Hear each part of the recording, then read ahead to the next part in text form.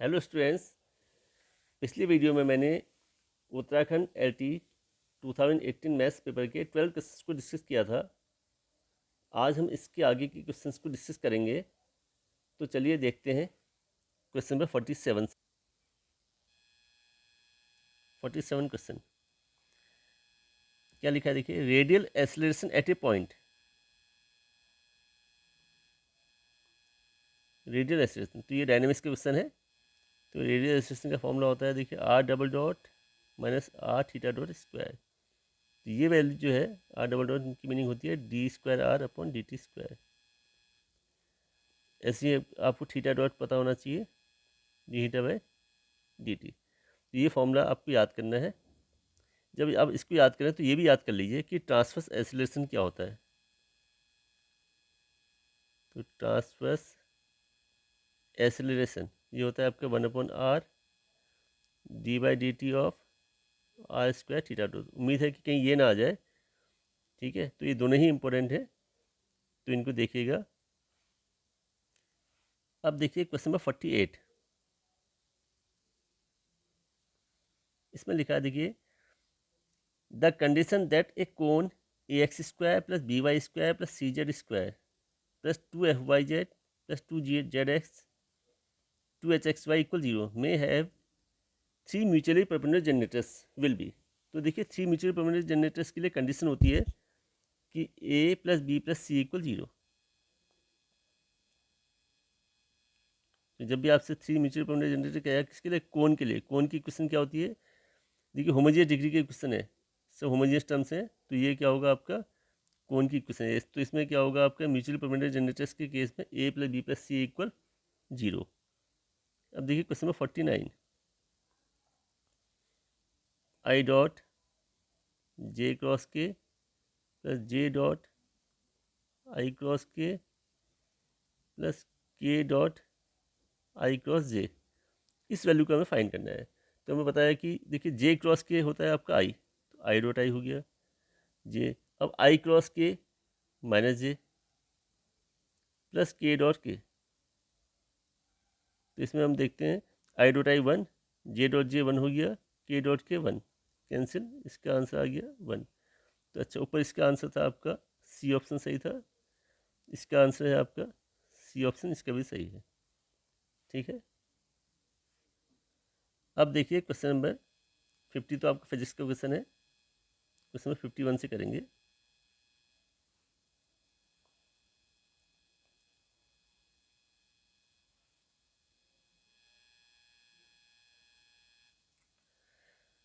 देखिए divergence operator is defined for,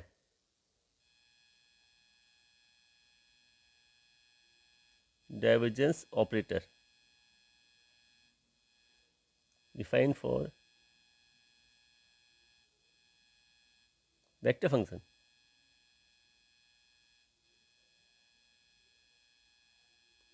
तो difference operator किस पर डिफाइन होगा, वेक्टर फंक्शन से। लेकिन आउटपुट जो निकलेगा वो निकलेगा आपका स्केलर। तो ध्यान रखिए, आउटपुट जो निकलेगा आपका वो निकलेगा स्केलर फंक्शन। लेकिन डिफाइन किस पर होगा, डिफाइन होगा आपका ये वेक्टर फंक्शन पे, ठीक हो गया। अच्छा, आप देखिए क्वेश्चन में 52, integration log x d x. तो देखिए लॉग एक्स को इंटीग्रेट करने के लिए इससे हम क्या करते हैं, इंटू 1 कर लेते हैं, क्योंकि लॉग का हम कर नहीं सकते सीधे इंटीग्रेट। तो इसमें फर्स्ट हो गया लॉग, सेकेंड ये आईलेट होता है ना, ILATE। तो इसमें हम देखें तो आपके log inverse function, log function, algebraic, trigonometric, exponential. तो लॉग फंक्शन फर्स्ट ले लेंगे, तो ये लॉग फर्स्ट हो गया। तो लिखा हमने log x into integration of d x minus d by d x of log x integration d x into d x. तो ये बन गया आपका log x integration x d x हो गया x minus 1/x into x d x, x cancel. तो ये value बन गई आपकी x log x minus x plus C. तो कॉमन ले लेंगे एक्स से, log x minus 1 plus C. तो इसका ऑप्शन नंबर ए इसका करेक्ट आंसर है। अब देखिए क्वेश्चन नंबर 53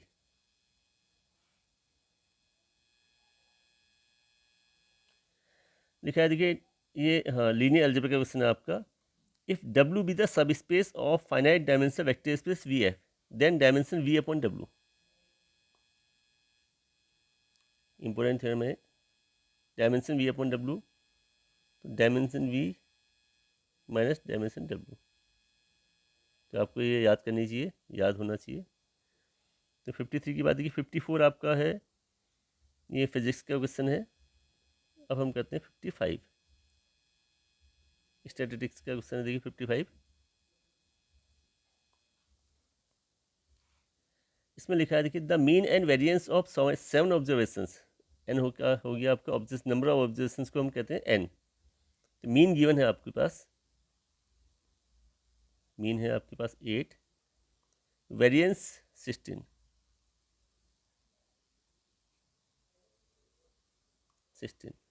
अब आप वेरिएंस को हम सिग्मा स्क्वायर बोलते हैं, और ये हो गया आपका एक्स बार। अब आपसे कहा गया है यहाँ पर इसके बाद, ये 5 ऑफ द ऑब्जर्वेशन, 5 ऑब्जर्वेशन मालूम है आपको इसके, वो है 2, 4, 10, 12, 14, then the remaining 2 observations.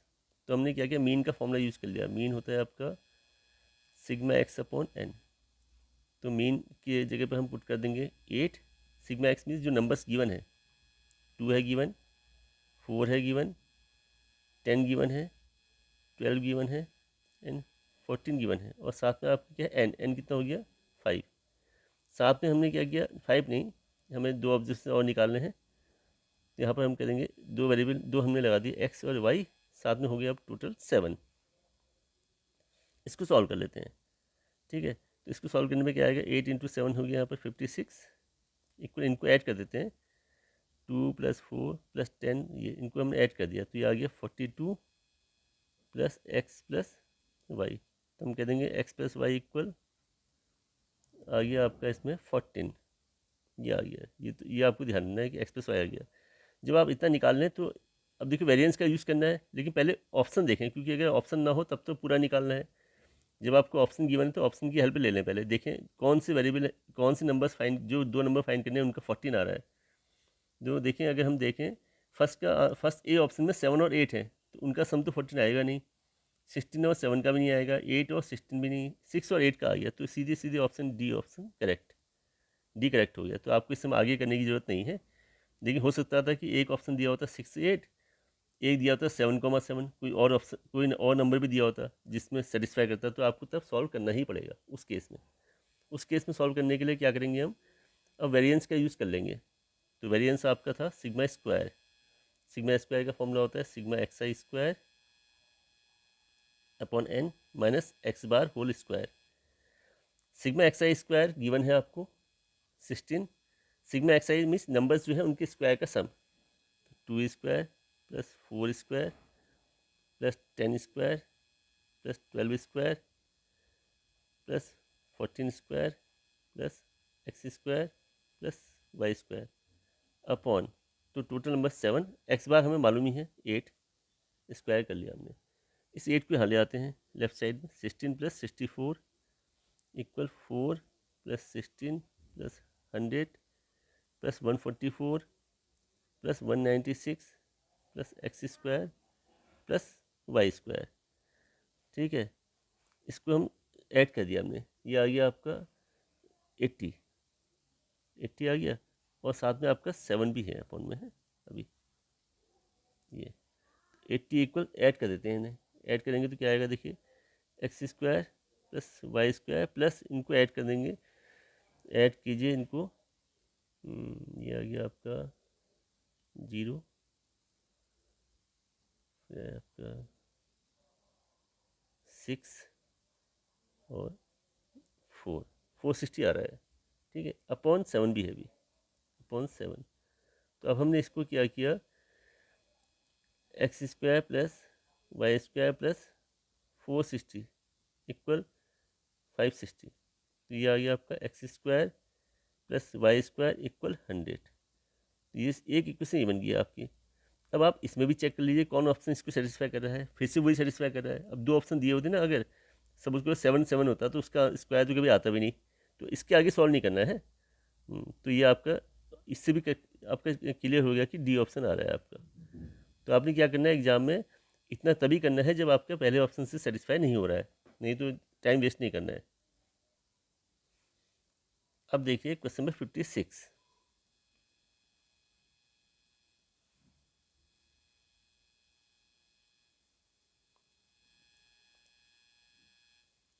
56 question में लिखा है, देखिए the radius of convergence of the series. आपका सीरीज गिवन है, सीरीज गिवन जो है वो ये है sigma factorial n upon n to the power n z to the power j n. ठीक है, तो मैंने क्या किया, इसको लेट कर लिया कि ये ए एन है। सपोज कर लिया let a n equal factorial n upon n to the power n z to the power n. तो अब मैं साथ में ए एन प्लस वन निकाल लूँगा, इसमें ए एन प्लस वन हो गया n plus one factorial, sorry a n plus one हम निकालेंगे तो fact a n plus one factorial, फिर आएगा आपका जेड टू द पावर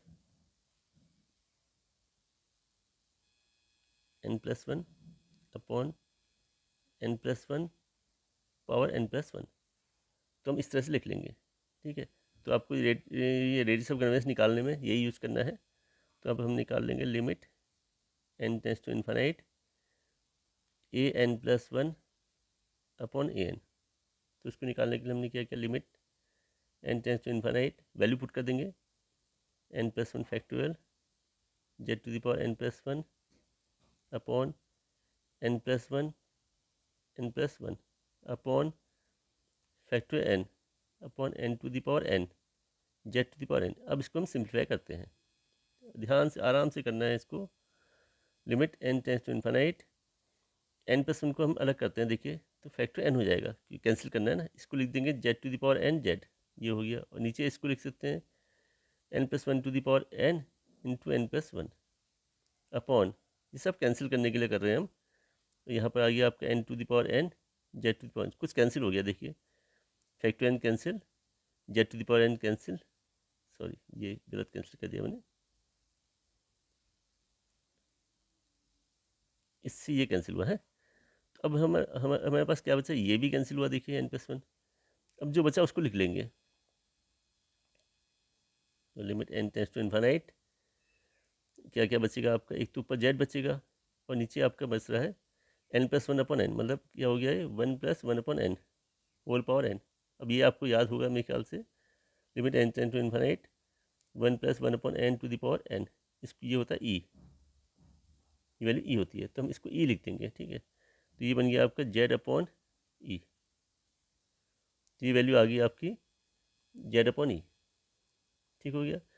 तो अब यहाँ पर ध्यान रखेंगे series is convergent if a n plus one upon a n less than one, means क्या आ गया z upon e less than one, तो z less then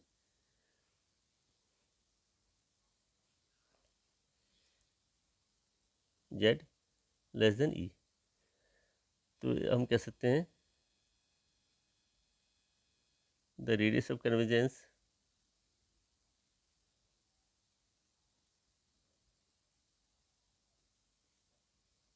is r equal ई।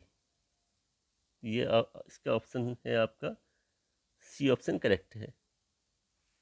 अब देखिए क्वेश्चन नंबर 57, आपको गिवन है यहाँ पर e naught f x plus one. तो आपसे यह कौन सा इसमें से ट्रू स्टेटमेंट है, ट्रू इसमें बी है, बी है आपके सीधे सीधे फॉर्मूला बेस है, तो सीधे लगा देंगे इसे, तो इसको लिख देंगे ये। तो इसका आंसर आपका बी, ये एन ए का क्वेश्चन है न्यूमेरिकल एनालिसिस का। आप देखिए क्वेश्चन में 52 नहीं 59 सॉरी 59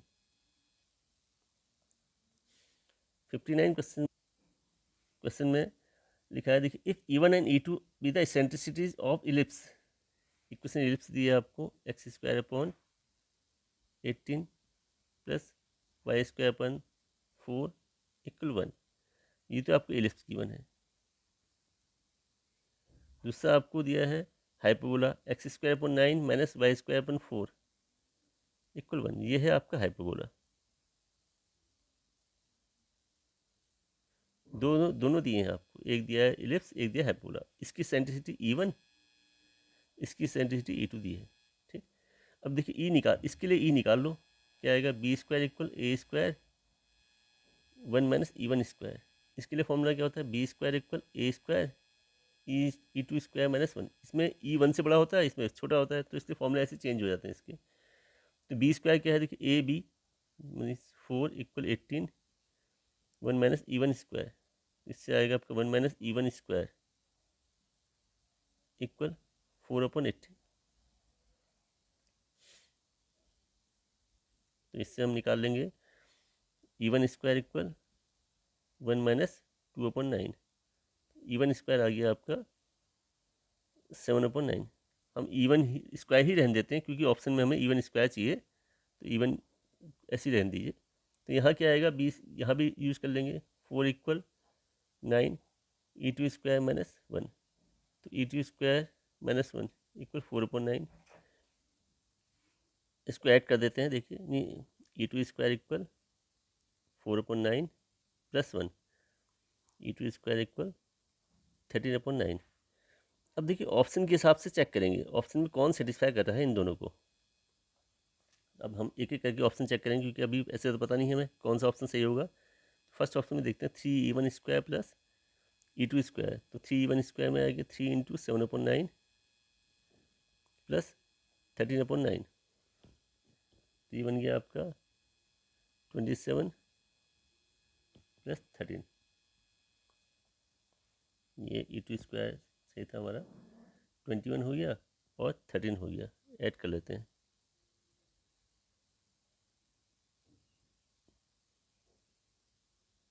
फोर्टी अपन 9, ये तो नहीं है ऑप्शन, ये तो ख़त्म हो गया ऑप्शन। अब हम आते हैं बी ऑप्शन में। E1² + 2E2²। E1² था आपका 7/9 ट्वाइस E2², ये है 13/9। 7 + 26/9, तो ये भी नहीं आ रहा है। ठीक है, सी ऑप्शन में देखते हैं 2E1² + E2²। 2E1² हो गया आपका 7/9, E2² हो गया आपका 13/9। तो ये 14 + 13/9, तो ये आ गया 27/9। 3 आ गया, 3 ऑप्शन है, तो सी ऑप्शन करेक्ट है। तो डी को चेक भी नहीं करना है हमें। तो ये आपका आंसर आ गया। जो लेंथी लग रहा है, लेकिन करेंगे ऐसे ही, ठीक, ऑप्शन से चेक करते रहना है। अब हम करेंगे क्वेश्चन नंबर 60। क्या लिखा, देखिए the sum of the series, series का सम बताना है 5 + 11 + 19 + 29 + 41। तो जब भी ऐसे लगता है आपको AP या GP नहीं है, तो आप क्या करें इसमें कि इनका डिफरेंस देख लें, डिफरेंस क्या क्या है। तो इसका डिफरेंस आ रहा है आपका 5 और 11 का 6 हो गया, यहाँ 8 आ गया, यहाँ आपका 10 आ गया, यहाँ 12 आ गया। तो डिफरेंस जो आपका दिख रहा है किसमें, AP में दिख रहा है। तो ये यहाँ पर हम यूज़ करते हैं डिफरेंस मेथड। ये आपने क्लास 11 में पढ़ी होगी। तो ये है डिफरेंस मेथड। इसको सॉल्व करने के लिए हमने क्या किया, S लिख लेंगे पहले। तरीके बहुत सारे इसे करने के, लेकिन वो तरीका मैं दोबारा समझा दूंगा, दूसरा तरीका क्या है इसका। तो मैंने लिखा ये।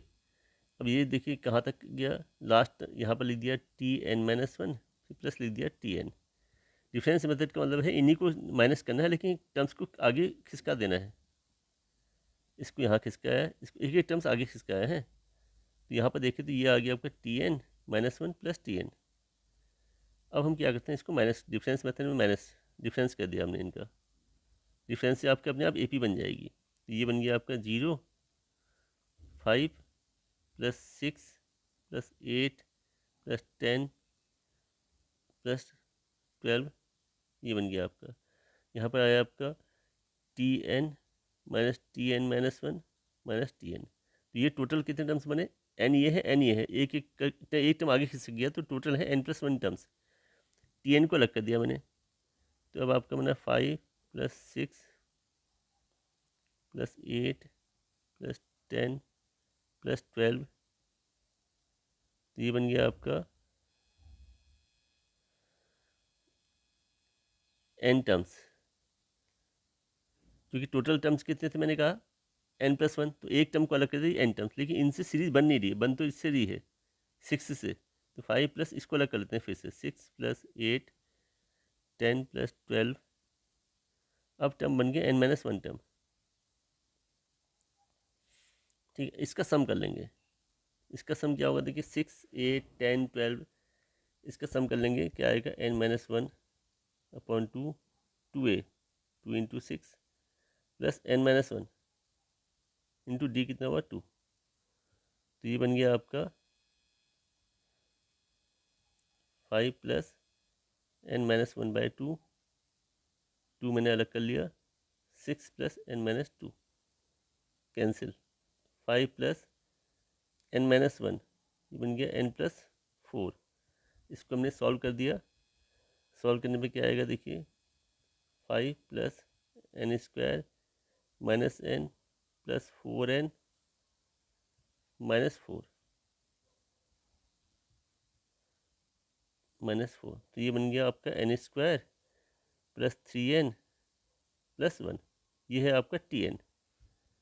ये nth टर्म अगर निकालना हो तब तो हमारा आंसर आ गया है। अब सम निकालना है हमें तो, लेकिन तो सम निकालने सम जो होता है वो तो सिग्मा tn मीन्स इनका सबका sigma n² + 3 sigma n + sigma 1। Sigma n² का फॉर्मूला होता है n+1 2n+1/6 + 3 सिग्मा n होता है n+1/2 + सिग्मा 1n।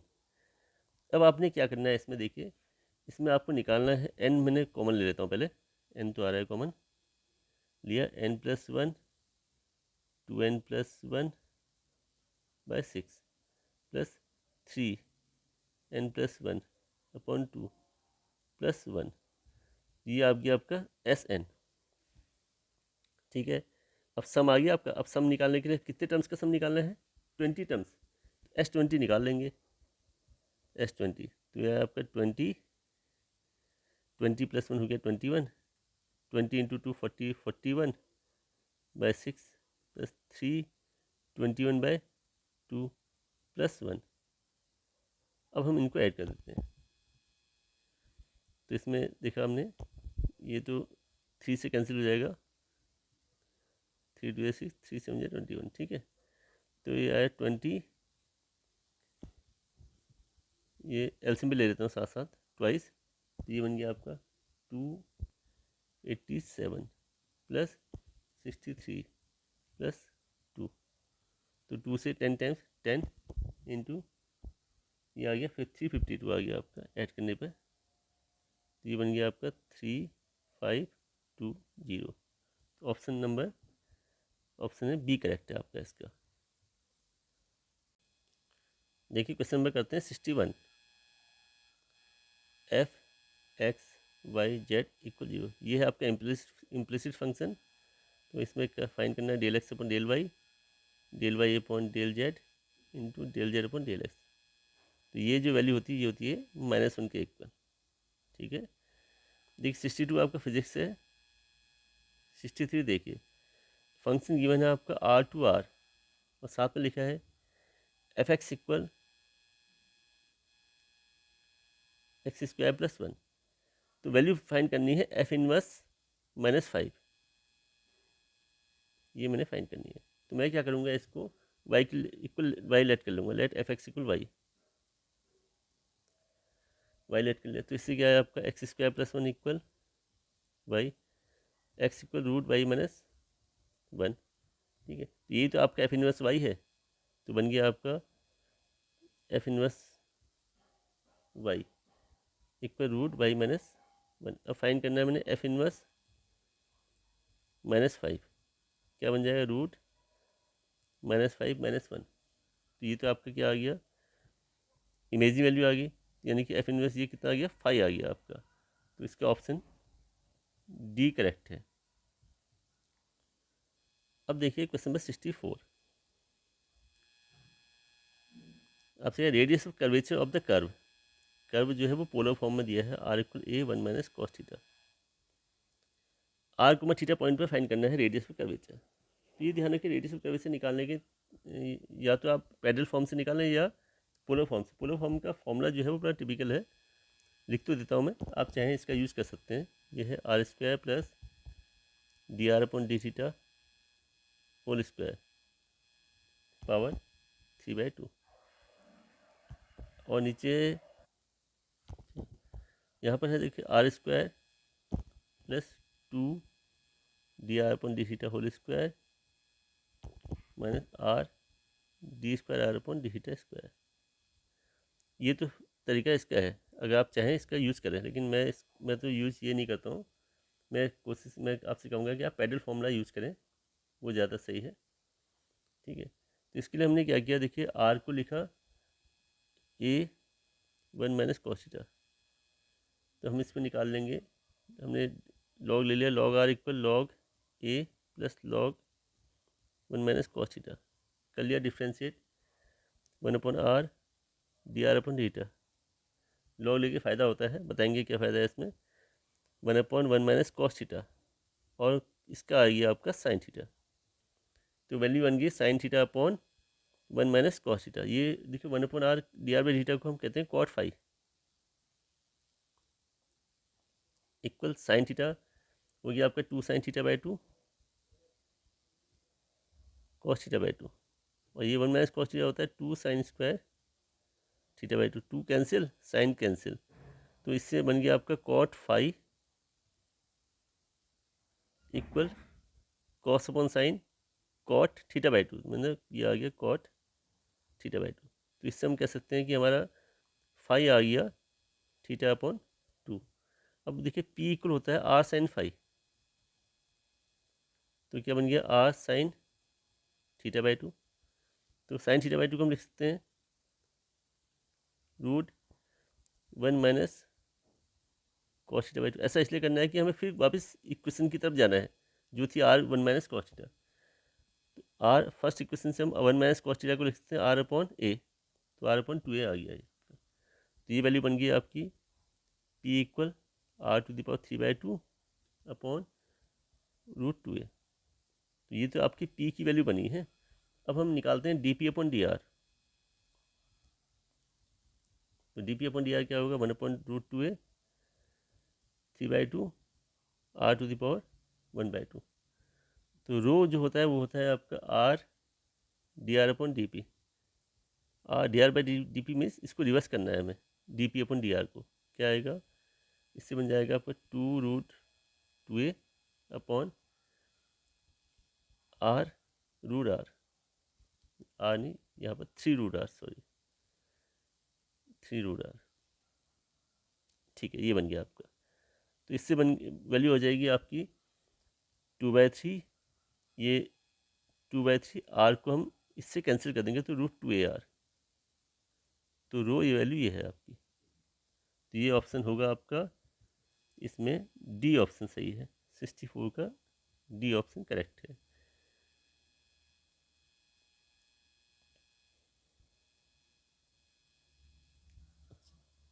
अब देखिए क्वेश्चन नंबर 65।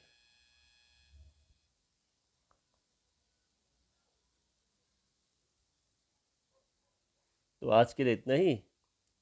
तो आज हमने 14 क्वेश्चंस की डिस्कस की। तो अगर आप बाकी क्वेश्चंस के सॉल्यूशन चाहते हैं तो हमारे साथ बने रहिए, जो हम नेक्स्ट वीडियो में जल्दी ही अपलोड करेंगे। Okay, thank you.